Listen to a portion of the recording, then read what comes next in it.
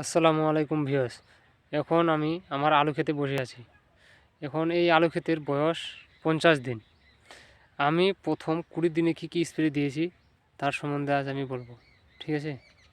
তো আমি প্রথম 20 দিনে এই আলু খেতে স্প্রে করেছি বায়ারের এন্টাকল আর বায়ারের অ্যাম্বিশন পিজিআর।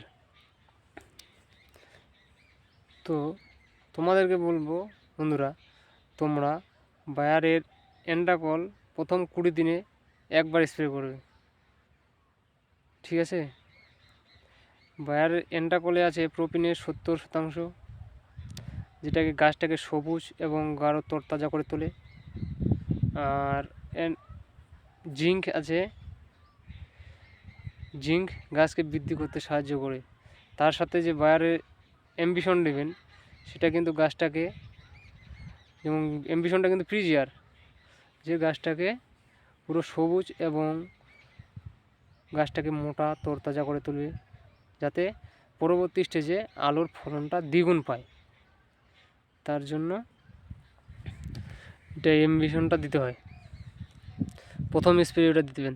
তারপরে ঠিক 10 দিন পর আবার ম্যানকোজেব গোত্রের, ম্যানকোজেব 70% গোত্রের যে কোনো ছত্রাকনাশক, যেমন ইন্ডোফিল, তোমার ডায়াথেন M45, ধানকা কোম্পানি M45, কোপার, এইসব ছত্রাকনাশক 8 দিন পর পর দিতে যাবেন।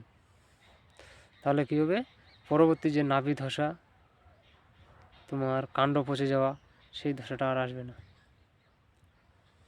তাতে গাছ তোমাদের বহু দীর্ঘদিন ধরে বেঁচে থাকবে। এটাই ছিল আমাদের আজকের ভিডিও। তো যদি বন্ধুরা ভালো লাগে তাহলে চ্যানেলটাকে সাবস্ক্রাইব করে দিবেন এবং ভিডিওটি লাইক করে দেবেন। Thank you. আসসালামু আলাইকুম।